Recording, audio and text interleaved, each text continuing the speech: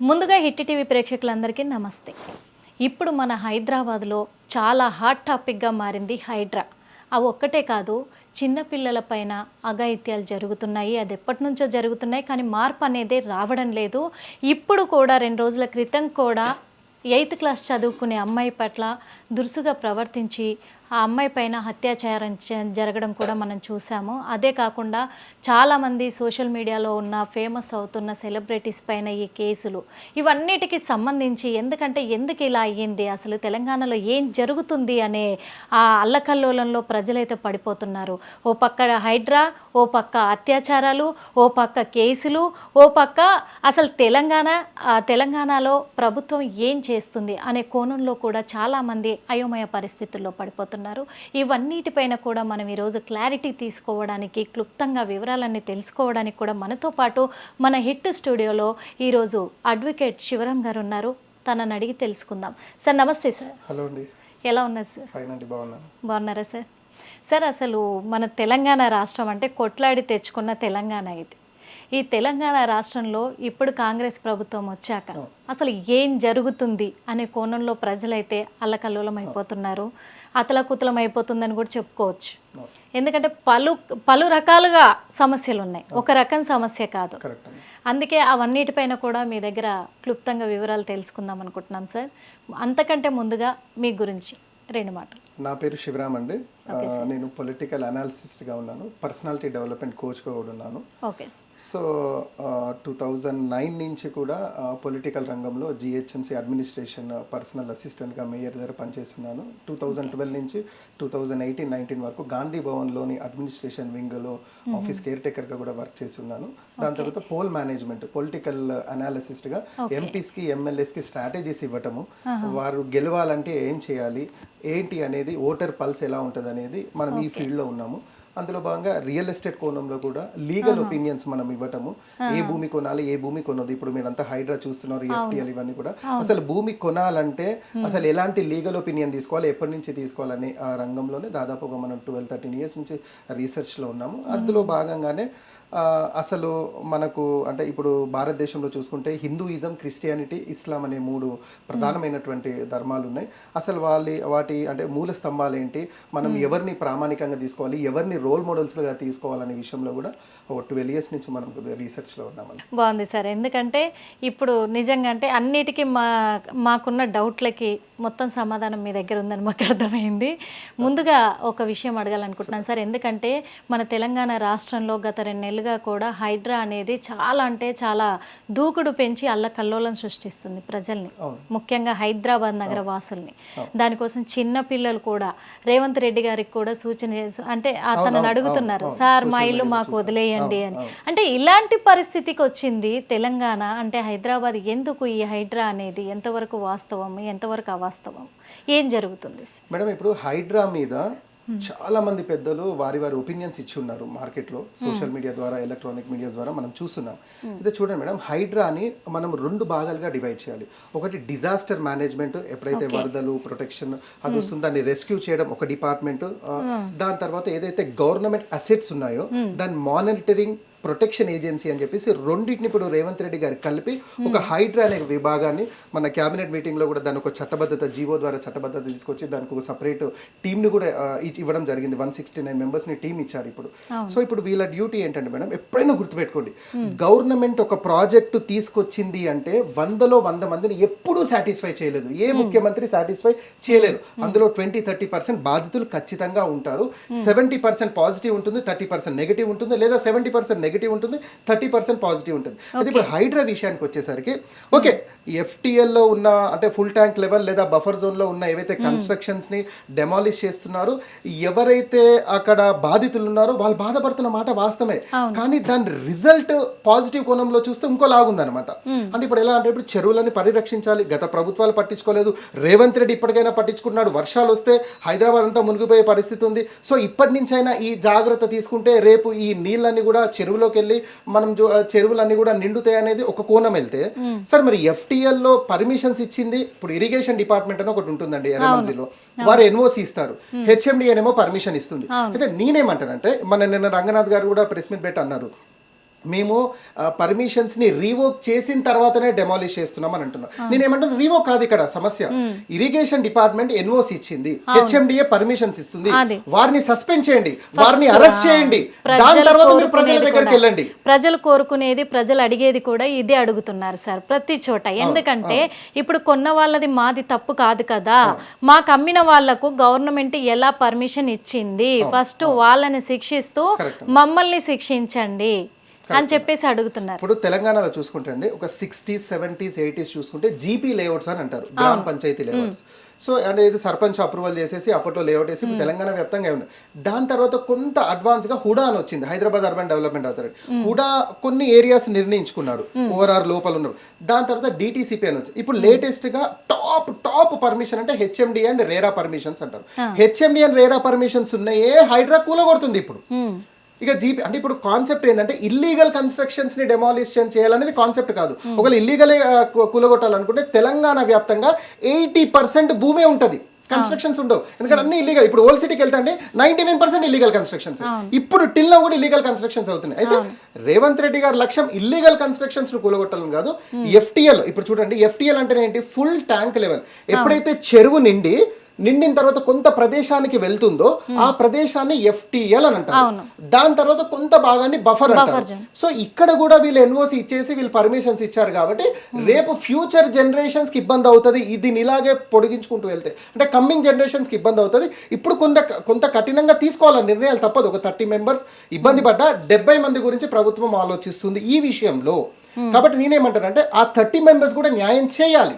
మీరు వెళ్ళేసి అలా కూలగొట్టేయడం అంటే కాదు కదా. ఇప్పుడు నిన్న మన రిజిస్ట్రేషన్ అయింది, ఇవాళ మీరు డెమాలిష్ చేశారు, అదే జరుగుతుంది సార్. అంటే ఇప్పుడు రిజిస్ట్రేషన్ డిపార్ట్మెంట్ కి డబ్బులు వెళ్తుంది, మీ హైడ్రా వచ్చి డెమాలిష్ చేస్తుంది. ఇప్పుడు 30-40 సంవత్సరాలుగా కూడా ఇల్లులు కట్టుకొని పాపం ఆ ఇండ్ల పైన లోన్లు తెచ్చుకొని వాళ్ళు ఏదో రెంట్లకు ఇచ్చుకుంటూ ఆ లోన్లు తీర్చుకుంటూ వస్తున్నారు.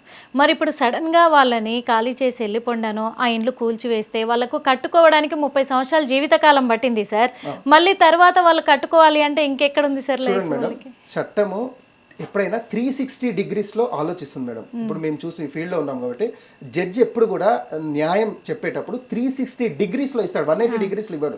నేను అందుకే చాలా మందికి చెప్తాను మేడం, ఎప్పుడైతే మీరు ఒక ప్లాట్ కొనాలన్నా, అపార్ట్మెంట్ ఫ్లాట్ కొనాలన్నా, లేదా ఒక బిల్డింగ్ విల్లా కొనాలన్నా మీరు ఎంక్వైరీ చేయాల్సింది 1951 నుంచి ఎంక్వైరీ చేయాలి. కాసర్ పహాని, పైసల్ పట్టి, సేత్వార్ పహానీలు ఉంటాయి, అందులో సర్వే నెంబర్స్ ఉంటాయి. ఈ సర్వే నెంబర్ ఎక్కడైనా ఎఫ్టీఎల్లో ఉందా, బఫర్లో ఉందా, అలా ఎంక్వైరీ చేసుకుంటూ వస్తే మీకు ఎక్కడో ఒక రిమార్క్ దొరుకుతుంది. అరే 80s ఇది మార్పు వచ్చింది, 90s ఇలా జరిగింది, 2000 ఇలా జరిగింది. అప్పుడు మీరు కొనాలా వద్దా నిర్ణయించుకోవచ్చు. ఇప్పుడు ఏం చేస్తున్నారు జనాలు, షార్ట్ కట్ అలవాటు పడిపోయారు. సార్ హెచ్ఎండి పర్మిషన్ అంట, మాకు లోన్ వచ్చేస్తుంది, మేము కొనేసుకున్నాం, హెచ్ఎండి కదా సార్. వాళ్ళు మనుషులే, వాళ్ళు ఏం చేస్తున్నారు. ఇప్పుడు తెలంగాణలో జరుగుతున్న మెయిన్ మిస్టేక్, రేవంత్ రెడ్డి గారు దీని మీద ఫోకస్ చేయాల్సిన విషయం ఏంటంటే ఒక డిపార్ట్మెంట్కి సంబంధం లేకుండా పోయింది మేడం. మీకు ఒక కరెంటు పోల్ పడితే అక్కడ 100 ఇల్లులు వెలుస్తున్నాయి. కరెంట్ పోల్ పెడుతుంది ఎవరండి? ఎలక్ట్రిసిటీ డిపార్ట్మెంట్ పెడుతుంది. ఏ బేస్ మీద పెడుతున్నావు నువ్వు? సరే అక్కడ నోటరీ ఇల్లు కట్టుకుంటున్నారు, కట్టుకునేటప్పుడు నువ్వేం చేస్తున్నావు మరి? అప్పుడే డెమాలిష్ చేయాలి కదా, స్టార్టింగ్ లోనే నువ్వు వదిలేసావు. దాని తర్వాత ఏం జరిగిందండి, మున్సిపాలిటీ వాడు వచ్చి ప్రాపర్టీ ట్యాక్స్ అసెస్మెంట్, వాడు సపరేట్ ఇన్కమ్ తీసుకుంటున్నాడు, ఎస్ఆర్ఓ రిజిస్ట్రేషన్ వాడు తీసుకుంటున్నారు, ఎలక్ట్రిసిటీ కరెంట్ మీటర్ వీళ్ళు తీసుకుంటున్నారు. జనాలు అన్యాయం అవుతున్నారు. స్టార్టింగ్ లోనే ఆపాలి, స్టార్టింగ్ లో ఆపకుంటే ఇప్పుడు ఇలాంటి. అయితే ఇప్పుడు రేవంత్ రెడ్డి గారి లక్ష్యం ఏంటంటే ఇప్పటికైనా ఒక పునాది వేసి ఏదైతే మూసి రివర్ బెడ్ ఏదైతే జోన్ ఉందో దాన్నన్నా మనం ప్రొటెక్ట్ చేయాలి. ఎఫ్టీఎల్ బఫర్ జోన్ ఉందో దాన్ని కూడా మనం ప్రొటెక్ట్ చేసుకోవాలి. కమ్మింగ్ జనరేషన్స్ కి రేపు హైదరాబాద్ లో గనక వరదలు వస్తే ఇలాంటి ఇష్యూస్ ఉండొద్దు అనేది వారి లక్ష్యం. అయితే మంచి లక్ష్యమే, నేను అదే చెప్తున్నాను. ఈవెన్ దో కేసీఆర్ కూడా అనేక పథకాలు పెట్టి కూడా ఓడిపోవడానికి కారణం ఏంటంటే వాడికి ఇచ్చారు నాకు ఇవ్వలేదు. జనాలను ఎప్పుడు ఏ పథకంలో సాటిస్ఫై చేయలేమండి. మీరు బంగారం ప్లేట్లో వాళ్ళకి అన్నం పెట్టినా కూడా వాళ్ళు సాటిస్ఫై కారు. అది గవర్నమెంట్ స్కీమ్స్. ఇప్పుడు చూడండి నాగార్జున సాగర్, మీరు పథకాల గురించి అంటున్నారు కాబట్టి నేను అడుగుతున్నాను సార్. ఎందుకంటే ఇప్పుడు ప్రజలు కూడా చాలా మంది అంటున్నారు, ఏమంటున్నారంటే రేవంత్ రెడ్డి గారు 6 పథకాలు అమలు చేస్తానని చెప్పారు, అవి అమలు చెయ్యలేకనే ఈ హైడ్రాని దింపారు అంటున్నారు. మరి ఇప్పుడు హైడ్రా అనే సబ్జెక్టు వాస్తవంగా తెలంగాణ కాంగ్రెస్ మేనిఫెస్టోలో కూడా లేదు. ఇది వీరు ఒక ప్రణాళికబద్ధంగా తీసుకొచ్చారు. ఇప్పుడు ఈ 6 పథకాల సబ్జెక్ట్కి వచ్చేసరికి నేనేమంటానంటే ప్రతి పథకం కూడా డబ్బుతో ముడిపడి ఉంది. యావరేజ్ గా తెలంగాణ సగటు ఇన్కమ్ 14,000 నుంచి 15,000 కోట్ల రెవెన్యూ అండి. అందులో ఫస్ట్ ప్లేస్ లో ఎక్సైజ్ ఉంటే, సెకండ్ ప్లేస్ లో రిజిస్ట్రేషన్, థర్డ్ ప్లేస్ లో టాక్సెస్ ఉన్నాయన్నమాట. అయితే ఇప్పుడు ఎలా ఉందంటే ఈ ఇన్కమ్ సాలరీస్ మెయింటెనెన్స్ కే సరిపోవట్లేదు. ఇప్పుడు యావరేజ్ గా మనకు వచ్చే ఇన్కమ్ 14,000 కోట్లు అయితే ఎక్స్పెండిచర్ 22,000 కోట్లు ఉంది. అంటే యావరేజ్ గా తెలంగాణ రాష్ట్రం 7,000 కోట్లు నెలకు అప్పు తీసుకొస్తే తప్ప ముందుకు వెళ్ళలేనటువంటి పరిస్థితి. అది పక్కన పెడితే ఆ దొర 1 రూపీ తీసుకొస్తే ఇప్పుడు ఈ దొర 2 రూపాయలు చెప్పాడు. ఇప్పుడు అంటే నేను ఏమంటున్నా అంటే అనేక వరాలు ఇచ్చి కూర్చున్నారు. ఇప్పుడు ఏ పని చేయాలన్నా కూడా డబ్బుతో ముడిపోయి, ఇప్పుడు డబ్బే లేదు. గెలవాలనే ఇది తోటి చెప్పా. నేను ఏమంటున్నా అంటే మేడం, ఇప్పుడు నేను మీకు ఒక లాజిక్ చెప్తాను. ఇప్పుడు మీ ఇన్కమ్ 1,00,000 రూపాయలు ఉంది. మీరు ఏం చేయాలా? ఒక 70-80 వేలు ఖర్చు పెట్టుకొని 20,000 మీరు ఆదా చేసుకుంటే రేపటికి అవి ఎక్కడన్నా 20,000 మీకు అంటే ఇప్పుడు గవర్నమెంట్ కూడా ఏం చేయాలి? మన ఇన్కమ్ 14-15 కోట్లు ఉన్నప్పుడు 10-12 వేల రూపాయల్లో ఖర్చు పెట్టుకొని ఒక 2-3 వేల కోట్లు ఎక్సెస్ గా పెట్టుకోవాలి. సడన్ గా ఎక్కడైనా వరదలు వచ్చినా అలా పరిస్థితి ఎక్కడ ఉంది మేడం? 14-15 వేల కోట్లు మన రెవెన్యూ అయితే 22,000 కోట్లకు ఖర్చు మేడం. ఎందుకు? ఉచిత పథకం. మీరు నమ్ముతారా? 2,200 కోట్లు కేవలం వడ్డీ కడుతున్నాం మనం. కేవలం వడ్డీ 2,200 కోట్లు కడుతున్నాం మేడం. అసలు అలానే ఉంది. 5 లక్షల కోట్లు అసలు అలానే ఉంది. ఇప్పుడు మనం ఇంటర్వ్యూ జరుగుతున్నప్పుడు నాకు తెలిసి 10 మంది పుట్టుంటారు. ప్రతి వ్యక్తి మీద ₹1,00,000 ఉంది ఇప్పుడు అప్పు. ఖచ్చితంగా ఇలా ఉంది పరిస్థితి. అంటే అప్పు తీసుకొస్తే తప్ప ముందుకెళ్లే పరిస్థితి లేదు. నేనేమంటున్నాను మేడం, ఇప్పుడు మీ హిట్ టీవీ కెమెరా తీసుకొని వెళ్దాం, జూబ్లీహిల్స్ మనం సెంటర్కి వెళ్దాం, కెమెరా మైక్ పెట్టి అడుగుదాం, మీకు పథకాలు ఉచితాలు కావాలా ఉద్యోగాలు కావాలా అని అడుగుదాం. ఉచితాలు కావాలని అనుకుంటే నేను మీ హిట్ టీవీలో అటెండర్ చేయడానికి రెడీగా ఉన్నాను. ఎవరైనా ఇప్పుడు అభివృద్ధి కావాలి, ఉద్యోగాలు కావాలి, నేను ఇంటి నుంచి బయటకు వస్తే రోడ్డు ఉండాలి, స్ట్రీట్ లైట్ ఉండాలి, డ్రైనేజ్ ఫెసిలిటీ ఉండాలి, మా కొడుకుకి ఏదో ఉద్యోగం, ఇంతవరకు చాలు మేడం. ఉచితాలు ఇచ్చి ఎందుకు సోమరిపోతులని చేస్తున్నారు మేడం? అప్పులు తీసుకొచ్చి మా నెత్తి మీద కట్టడం ఏంటి? ఇప్పుడు నేను అప్పు తీసుకొస్తున్నా మేడం ₹1,00,000, మిమ్మల్ని కట్టమంటే మీరు కడతారా? ఇప్పుడు మరి ప్రభుత్వం తీసుకొచ్చి అప్పు మీరు ఎందుకు కడుతున్నారు? మరి ఎక్కడ రైట్స్ ఎక్కడివి? ఎవరికి, ఏ ముఖ్యమంత్రికి ఎవరు ఇచ్చారు? ఏ రాజ్యాంగంలో ఇచ్చారు రైట్స్? నువ్వు అప్పు తీసుకురా ప్రజల మీద కట్టాలి. రేపు రేవంత్ రెడ్డి పోతాడండి, ఇంకోరు వస్తారు, తను ఇంకో 5 లక్షల కోట్లు, అంటే మనమే కదా కట్టాల్సింది. ఈ ఉచితాలు ఎప్పటికైతే సోమరిపోతులను చేస్తున్నారో ప్రజలని, అప్పటి వరకు తెలంగాణ కాదు మేడం, భారతదేశం బాగుపడదు. దీన్ని కప్పిపుచ్చుకోవడానికి ఇంకో పథకం మేడం, ఏదైనా ఉండదు, ఎనీ ఇష్యూ మేడం కొన్ని రోజులే ఉంటుంది. దాని తర్వాత నిజాలైతే బయటికి రావాలి కదా, ఖచ్చితంగా వస్తాయి. ఇప్పుడు హైడ్రా మీరు ఎన్ని రోజులు కప్పిపుచ్చుతారు? హైడ్రాతోని ఓ 1 వీక్ 10 డేస్ అయిపోతుంది కదా. ఆల్రెడీ బీఆర్ఎస్ చేయాల్సిన విషయాలను చేస్తుంది. ఎందుకు పడిపోతున్నాయి అంటే కూడా చెప్తాను సార్. ఇక్కడ కళ్ళకు కట్టినట్టుగా ప్రజలకు కూడా కనబడుతుంది. ఎందుకంటే FTL జోన్ లోనే ఇప్పుడు సీఎం రేవంత్ రెడ్డి గారి బ్రదర్ది ఉంది, సీఎం రేవంత్ రెడ్డి గారిది కూడా కొడంగల్లో అలాగే ఉంది. ఇప్పుడు బడాబాబులు చాలా మంది ఎమ్మెల్యేలు ఎమ్మెల్సీలు వీళ్ళందరూ కూడా కాలేజీలు ఉన్నాయి, పెద్ద పెద్ద కాలేజీలు, ఫాతిమా కాలేజీ, ఇవన్నీ కూడా FTL జోన్. అంటే పెద్దవాళ్ళ దగ్గర నుంచి కూల్చకుండా ఎప్పుడైతే మిడిల్ క్లాస్ వాళ్ళే స్టార్ట్ చేశారో, ఈ రోజు చెప్పారు 2 రోజులకే కూల్చేస్తున్నారు అంత సడన్ గా. అప్పుడే మరి కళ్ళకు కట్టినట్టు జనాలకు అర్థమైపోతుంది ఏంటి అని. అలాంటప్పుడు ఇక్కడ మరి ఈ FTL జోన్లో కట్టుకోవడానికి పర్మిషన్ ఇచ్చిన వాళ్ళది తప్ప, కబ్జా చేసిన వాళ్ళది తప్ప, కొన్న వాళ్ళది తప్ప? ఇక్కడ ఎలా ఉంటుందంటే మేడం, ఇప్పుడు ఒక విల్లాస్ కడితేటప్పుడు దాని డెవలపర్ ఉంటారు. తను ఏం చేశాడు? ఇరిగేషన్ డిపార్ట్మెంట్ దగ్గరికి వెళ్ళి NOC తీసుకొస్తారు. తనకి తెలుసు ఇది FTL లో ఉంది లేదా బఫర్ లో ఉందని. అక్కడ డబ్బులు ఇచ్చాడు మేడం. సో డబ్బులు ఇచ్చిన వాడిది తప్పు, తీసుకున్న వాడిది తప్పు. సేమ్ ఇదే వ్యక్తి HMDలకు వెళ్ళాడు, సార్ ఇరిగేషన్ NOC వచ్చింది, మాకు పర్మిషన్ ఇచ్చాడు అన్నారు. వారికి కూడా తెలుసు ఇది FTL అయినా కూడా వాడు NOC ఇచ్చాడు, నాకేందని చెప్పి వీడు పర్మిషన్ ఇచ్చాడు.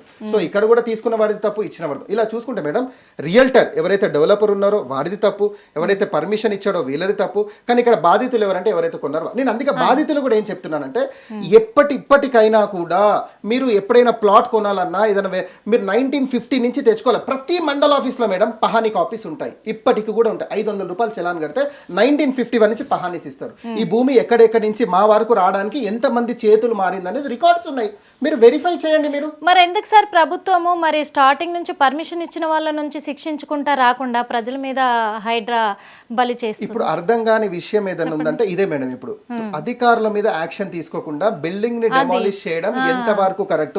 సీఎం రేవంత్ రెడ్డి, నేను డిమాండ్ చేస్తున్నాం హిట్ టీవీ నుంచి, CM Revanth Reddy press meet పెట్టి ఇప్పటి వరకు హైడ్రా ద్వారా ఇన్ని ఇల్లులు కూల్చాము, వీటికి పర్మిషన్ ఇచ్చిన అధికారులను ఇగో సస్పెండ్ చేసాము, ఇగో వారి లిస్ట్ ఇది. సస్పెండ్ చేయడమే కాదు, వారి మీద కేసులు పెట్టాం, వారికి జైలుకు పంపించాము. అది కాకుండా వీళ్ళని ఏదైతే వీళ్ళ కంపెన్సేషన్ ఉందో ప్రభుత్వమే ఇస్తది అనే మెసేజ్ సీఎం రేవంత్ రెడ్డి ఇవ్వాల్సిన బాధ్యత ఉంది.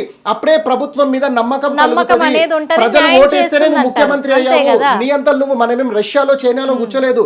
ఎవడు ఆ రష్యా చైనా గవర్నమెంట్ ఎలా ఉంటుంది మేడం, ఎవరిని మీరు సెలెక్ట్ చేస్తే వారికి ఓటేయాల్సిందే. అలా లేదు, మనం ఇండియా డెమోక్రసీలో ఉన్నాము. ఇప్పుడు నేనేమంటున్నాను మేడం, వాళ్ళు డెమాలిషన్ ప్లాట్ కొనుక్కున్నారు, ఇల్లు కట్టుకున్నారు, దాని ఛార్జెస్ ఏమున్నాయో మీరు ఇచ్చేయండి, ఇచ్చి డెమాలిష్ చేయండి, అధికారుల మీద యాక్షన్ తీసుకోండి. నేను డిమాండ్ చేస్తున్నాను, ఇలా కనుక మీరు ప్రెస్ మీట్ పెట్టి చేయండి, మీ ప్రజలందరూ సానుకూలంగా ఉంటారు. లేదా వాళ్ళని వేరే దగ్గర అకామిడేట్ చేయండి. ఇక్కడ డెమాలిష్ చేస్తున్నాము, మేడం ప్రభుత్వానికి పెద్ద పనా మేడం ఇది? అదే కదా చిన్న ఇష్యూ ఇది. ఇప్పుడు మీరు ఫాతిమా కాలేజ్, ఈయన పల్లారాజేశ్వర రెడ్డి ఏదైతే మల్లారెడ్డి అన్నారో, రంగనాథ్ గారు తెలివిగా తప్పించుకుంటున్నారు. ఏమని అంటున్నారు, వారు ఆల్రెడీ ఎడ్యుకేషన్ అక్కడ నడుస్తుందండి, ఇప్పుడు మేము డెమాలిష్ చేస్తే పిల్లల భవిష్యత్తు మరి ఇక్కడ మీరు డెమాలిష్ కుటుంబాల భవిష్యత్తు. ఇప్పుడు అదే అంటున్నాము, ఇప్పుడు middle class families sir, middle class families 1 కోటి కోటిన్నర పెట్టి ఇల్లు కట్టుకున్నారు. వాళ్ళ లైఫ్ టైం ఆ ఇల్లు కట్టుకోవడానికి లైఫ్ టైం 50-40 సంవత్సరాలు. ఇప్పుడు మళ్ళీ కట్టుకోవాలంటే వాళ్ళకి 40 సంవత్సరాలు మిగిలి లేదు కదా సార్ లైఫ్. ఇప్పుడు కాలేజీల గురించి ఆలోచిస్తున్నారు. కాలేజీలో ఉన్న స్టూడెంట్స్ ని ఇంకో చోటకు మార్చడానికి పెద్ద సమస్య కాదు. అలాంటిది మీరు ఇక్కడ ఉన్న ఇండ్లే కూలగొట్టేస్తున్నారు, వీళ్ళ లైఫ్ నే కూల్ చేస్తున్నారు. అదెంతవరకు కుటుంబాలే కూలిపోతుంది. అందుకే నేను రేవంత్ రెడ్డి గారికి మీ హిట్ టీవీ తరఫు నుంచి డిమాండ్ చేస్తున్నాను, ఎన్నైతే మీరు డెమాలిష్ చేస్తున్నారో అక్కడ ల్యాండ్ కాస్ట్, వారు కొన్న ల్యాండ్ కాస్ట్, వారి కన్స్ట్రక్షన్ కాస్ట్, వారి కంపెన్సేషన్ ఇవ్వండి, ఇచ్చి డెమాలిష్ చేయండి. ప్రజలకు ఒక మెసేజ్ వెళ్తుంది, అప్పుడు వాళ్ళు కూడా స్వచ్ఛందంగా ఇస్తారు. మా కంపెన్సేషన్ వస్తున్నారు కాబట్టి తీసుకోండి సార్, మాకు తెలియక మేము FTL లో తీసుకున్నాము, తీసుకొని సార్ అని స్వచ్ఛంద. ప్రభుత్వానికి పెద్ద ఖర్చా మేడం, మాండోకు 500 కోట్లు రిలీజ్ చేయండి, ఓ ప్రాజెక్ట్ రిలీజ్ చేయండి, ప్రజలకు మంచి మెసేజ్ వెళ్తుంది కదా. అది చేయకుండా చిన్న వాళ్ళ మీద వాళ్ళ అమాయకత్వం. ఇప్పుడు నేను అదే మేడం, ఇప్పుడు నీకు అధికారం ఇచ్చింది ప్రజలు, ఈ ప్రజల అధికారం ఇచ్చినప్పుడు దీన్ని నువ్వు ప్రజల మీదే మిస్యూజ్ చేస్తే మళ్ళీ ప్రజలు తొక్కితే నువ్వు ఎక్కడో పడిపోతావు. అవునా కదా? దేవుడు చూస్తున్నాడు, వింటున్నాడు. నువ్వు అధికారం వచ్చిందని అహం గనక నీలో ఉంటే మేడం, ఆ అహం దేవుడు తొక్కడానికి 1 సెకండ్ పట్టదు. కాబట్టి నేను డిమాండ్ చేస్తున్నా, వారికి కంపెన్సేషన్ ఇవ్వాల్సిందే. ఇప్పుడు ఒక చిన్న లాజిక్ సార్, చిన్నదే. హైడ్రా కూల్చివేతలు స్టార్ట్ చేసినప్పుడు రంగనాథ్ గారు ఎవరు చెప్పినా, సీఎం చెప్పినా వినను, నేను ఒకవేళ వెళ్ళిపోతాను, న్యాయం జరిపిస్తాను, పేదవాళ్ళ జోలికి వెళ్ళను అన్నాడు. ఇప్పుడేమో పెద్దవాళ్ళని వదిలేశాడు, పేదవాళ్ళ మీద పడుతున్నాడు. పెద్దవాళ్ళ పట్ల ఒకటే మాట అంటున్నారు, వాళ్ళు కాలేజీ స్టూడెంట్స్, వాళ్ళ లైఫ్ స్పాయిల్ అవుతుంది, అందుకే మేము కూల్చట్లేదు అన్నారు. మరి తిరుపతి రెడ్డికి ఏ స్టూడెంట్స్ ఉన్నారు సార్ ఇంట్లో? Correct madam. ఇప్పుడు సీఎం చెప్పినా వినంటే మీకు ఒక లేటెస్ట్ బ్రేకింగ్ న్యూస్ చెప్తాను, మీరు వినండి.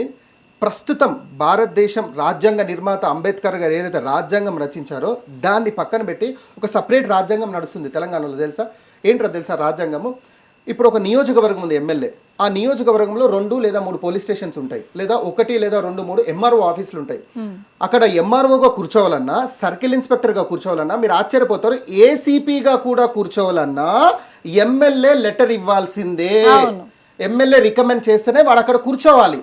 నేనంటాను మేడం, నువ్వు ఎమ్మెల్యే చుట్టూ తిరిగి ఎమ్మెల్యే దగ్గర లెటర్ తెచ్చుకొని అక్కడ కూర్చుంటే నువ్వు ఎలా పరిపాలన చేయగలుగుతావు? లా అండ్ ఆర్డర్ ఎలా కంట్రోల్ చేయగలుగుతావు? నేను ఎమ్మెల్యేని మాట్లాడుతున్నా, లేదా నేను ఎమ్మెల్యే మనిషిని చెప్పి తప్పించుకునే అవకాశాలు ఉంటుందా? నేను ఏమంటున్నాను మేడం, ఒక చిన్న CI ఎమ్మెల్యేకే నీకు ఇలాంటి బాండింగ్ ఏర్పాటు చేశారు ముఖ్యమంత్రి గారు. మరి ఇప్పుడు ముఖ్యమంత్రి లెవెల్లో CS అయినా, DGP అయినా, లేదా IPSలు IASలు అందరూ కూడా ఈ అగ్రిమెంట్తోనే ఉన్నారు. అంటే ఇక్కడ సిస్టమ్ ఎలా నడుస్తుంది? ఈ సిస్టమ్ ఇలా నడవద్దు. రాజ్యాంగ నిర్మాత గారు ఈ సిస్టమ్ పెట్టలేదు. మీరు పోలీసులకి ఫ్రీ హ్యాండ్స్ ఇవ్వాలి, అధికారులకు ఫ్రీ హ్యాండ్స్ ఇస్తేనే వాళ్ళు ముందుకెళ్ళి పని చేయగలుగుతారు. ఇప్పుడు CI ఎమ్మెల్యే లెటర్ ఇస్తాడు కూర్చుంటే, వాడు ఇప్పుడు ఎమ్మెల్యే పని చేయాల్సిందే కదా. MRO అయినా ఎమ్మెల్యే పని చేయాల్సిందే కదా. ఆయన నాకు ఎమ్మెల్యే గారు చెప్పారని పని చేయాల్సిందే కదా. ఇది ఎక్కడి న్యాయం అని అడుగుతున్నా నేను.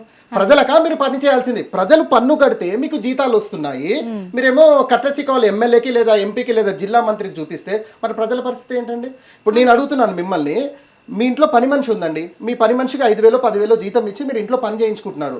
నేను అడుగుతున్నా మిమ్మల్ని, పని చేయించుకోవడానికి రుబాబ్గా అమ్మాయి ఇవాళ ఇల్లు తుడు, అమ్మాయి ఇవాళ బట్టలు పిండు అని అంటారా?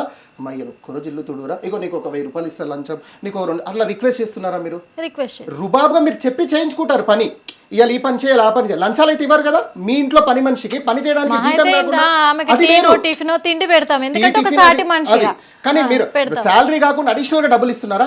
10,000 బట్టలు పిండడానికి, 2,000 ఇల్లు తుడచడానికి.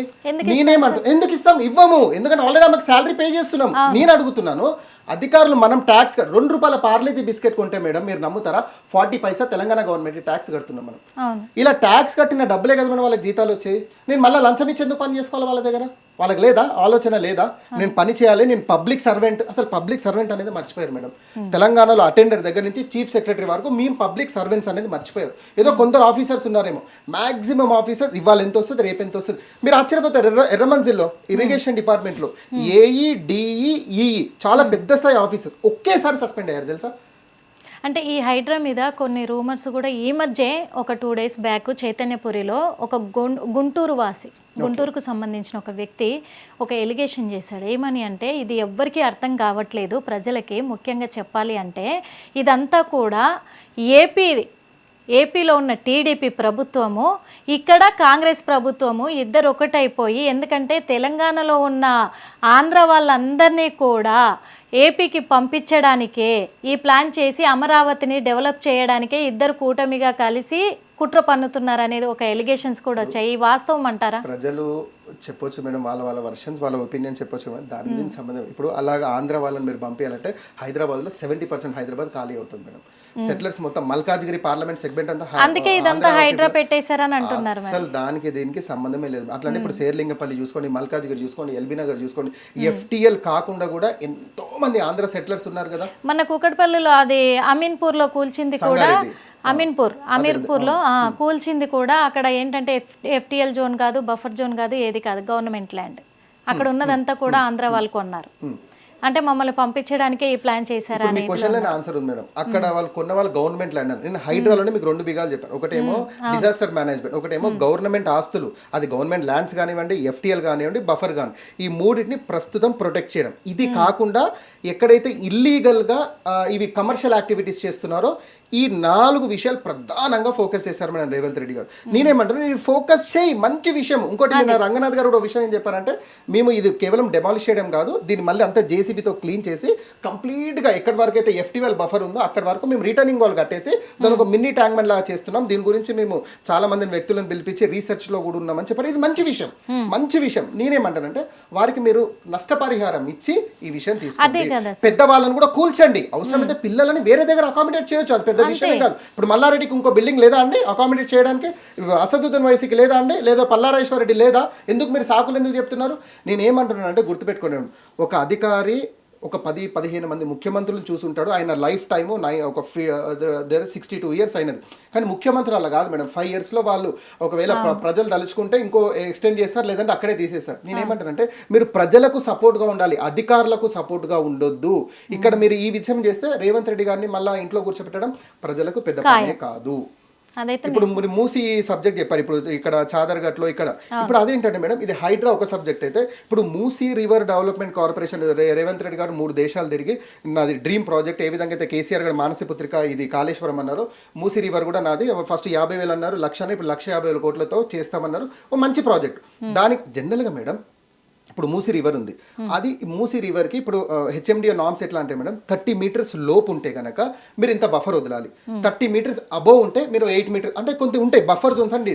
ఇప్పుడు ఆయన ఏం చేస్తారు, రివర్ బెడ్ అనేది తీసేసి ఆ రివర్ బెడ్ లో ఎన్నైతే ఇల్లీగల్ కన్స్ట్రక్షన్స్ ఉన్నాయో అవన్నీ డెమాలిష్ చేసి అక్కడ ఒక రిటర్నింగ్ వాల్ కట్టి కంప్లీట్ గా మూసీని సుందరీకరించాలనేది రేవంత్ రెడ్డి కాన్సెప్ట్. ఇది మంచి కాన్సెప్టే.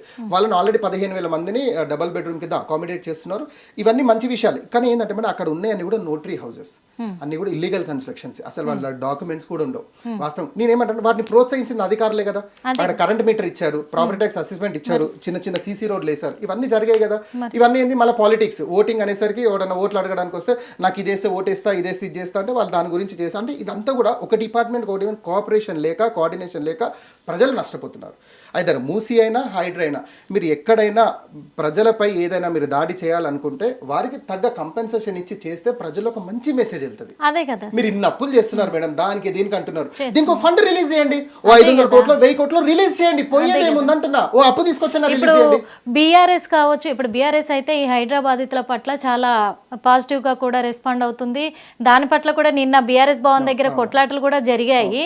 అయితే బీఆర్ఎస్ కావచ్చు, ప్రజలు కావచ్చు, నిరుద్యోగులు కావచ్చు, కావచ్చు, ఒక క్వశ్చన్ అడుగుతున్నారు రేవంత్ రెడ్డిని. ఏమని అడుగుతున్నారంటే, ఇప్పుడు మూసీ నదిని సుందరీకరణ చేయడానికి నీకు బడ్జెట్ ఉంది, మాకు ఉద్యోగాలు తేవడానికో లేకపోతే ఇక్కడ ఉన్న వాళ్ళకు మీరు ఇంతో అంతో ఫండ్ రిలీజ్ చేసి వాళ్ళని సేఫ్ జోన్లో పెట్టడానికి మీకు లేవు మీ దగ్గర.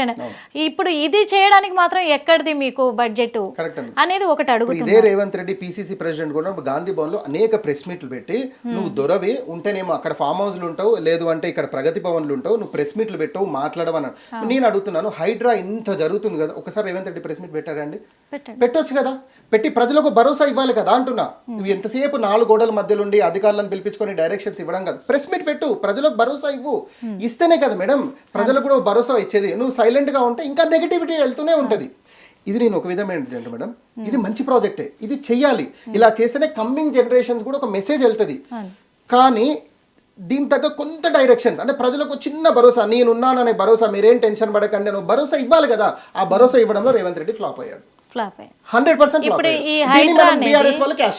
ఇప్పుడు ఈ హైడ్రా అనేది కాంగ్రెస్ ప్రభుత్వానికి ప్లస్ అంటారా మైనస్ అంటారా?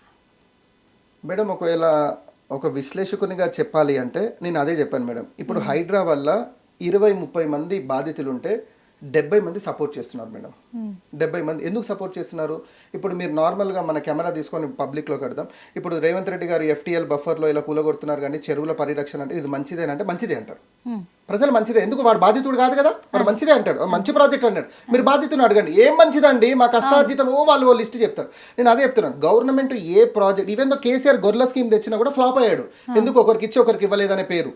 అట్లా నేనేమంటున్నాను, ఇప్పుడు దళిత బంధువుల దళితుల కేసీఆర్ని వ్యతిరేకించారు, వానికి ఇచ్చారు, నాకు ఇవ్వలేదు. ఇలా ఉండి గవర్నమెంట్ ప్రాజెక్ట్స్ ఏది చేసినా కూడా 100కు 100 మందిని సాటిస్ఫై చేయలేము. అయినా కూడా చెయ్యొచ్చు, మనసు ఉంటే మార్గం ఉంటుంది అన్నట్టుగా చెయ్యొచ్చు. ఎందుకు?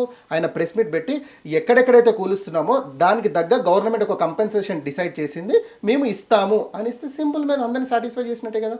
ఇప్పుడు రేవంత్ రెడ్డి మనసులో ఏముంటుంది, ఇలా ఎంతమందికి ఇచ్చుకుంటా పోతామంటే తప్పదు మరి. వ్యతిరేకత కంటే ఇది బెటర్ కదా. అంటే ఇప్పుడు మొదలు పెట్టింది కూడా ఆయనే కదా, ఆయనే మొదలు పెట్టాడు. నేను అదే చెప్తున్నా, ఇప్పుడు వ్యతిరేకత కంటే ఇది బెటర్ కదా.